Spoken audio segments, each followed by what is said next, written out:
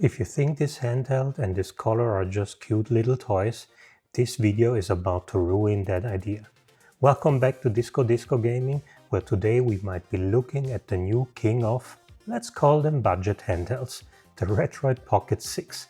Because this thing doesn't just emulate everything up to Nintendo Switch, it runs Steam games, rather properly via GameNative. This is not a tap a button and hope for the best. This is playing like a pro energy.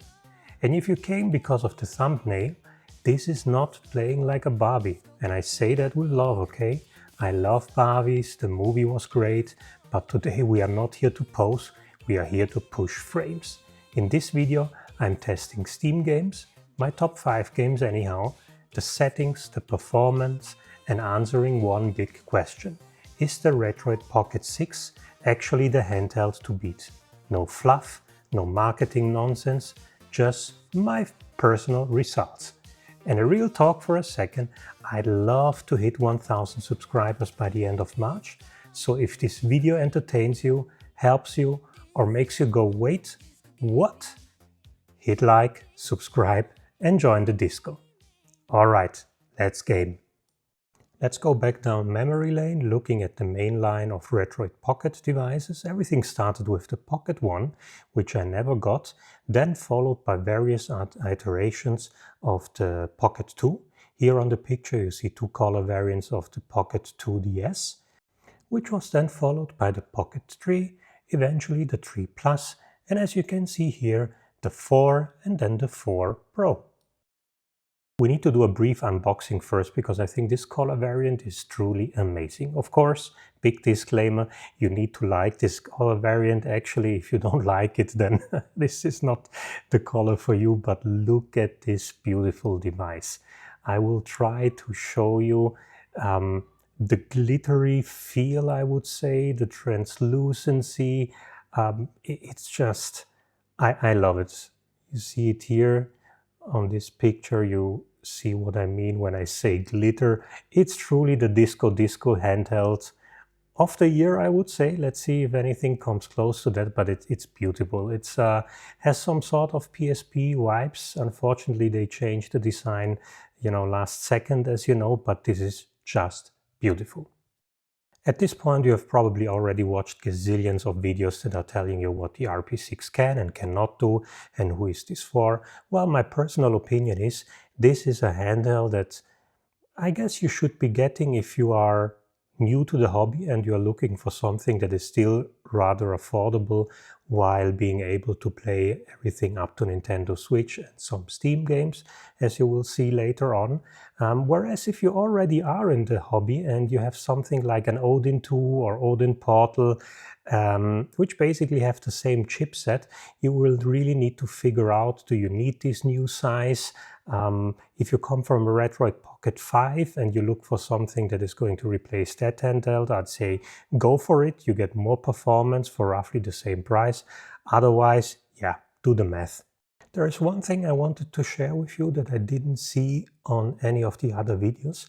If you look closely at the device here, you see that the line between the two device parts or parts of the case is a bit different. On one side, it looks like it is being pressed a bit too much. Nothing too crazy, but I just wanted to point it out. If there is one thing that slightly bothers me, then this is the one.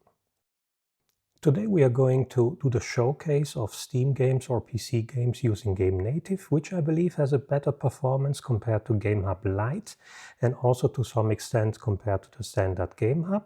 As usual, I do that using Obtainium, where you can download the app and then also keep it updated. I will show you in the link down below in one of my other videos how you can easily set up Obtainium. Trust me, it is worth it because you are going to need it for a lot of other emulation apps on your device. The first startup of GameNative is unremarkable, I would say. The one and only thing you need to do is to put in your credentials for Steam and then confirm with this 2-factor authentication. In the newest update, as you can see here of GameNative, you have also access to your Epic game library in case you have been collecting free games there in the last couple of years. I tried it for one game, it worked. it was just insanely slow when it came to downloading. It literally took ages, probably an issue with the Epic server or the app, I'm not sure, but it works. The setup of GameNative is rather straightforward, I would say. First off, I wanted to mention that I set my RP6 to performance mode for this video.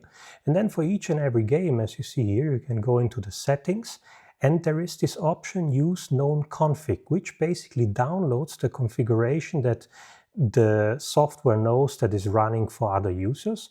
And the other thing is, if you get an error at the beginning that it's not able to start or not able to load the app, when you go into the settings, you need to select unpack files. And in my example, I got Hi-Fi Rush running by only changing that.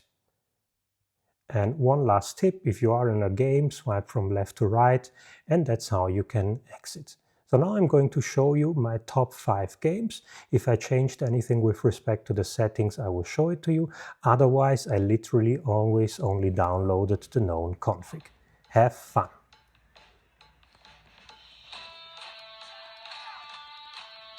Now try comboing beat to the music. This will be what perfect timing feels like. Go! 1, 2, 3, go! I'll pretend that didn't happen. Let's try it again. 1, 2, 3, go! 1, 2, 3, go! One more time. Go! 1, 2, 3, go! 1, 2, 3, go! Good enough, I guess. Aw, yeah! Your attacks always land on the beat, but press the attack button exactly on the beat to give bonuses in battle. Looks like you're ready for more. Head on over.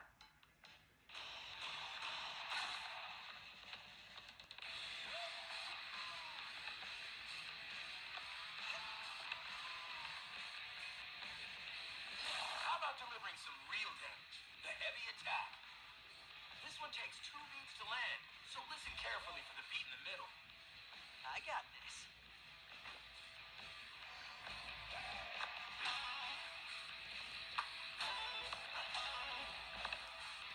All right. Now try out a heavy combo in rhythm. This is the kind of timing to aim for.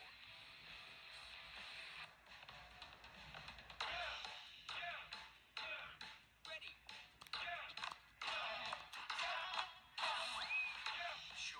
Sure. Not bad for a rookie. Woo, yeah! Pick them all!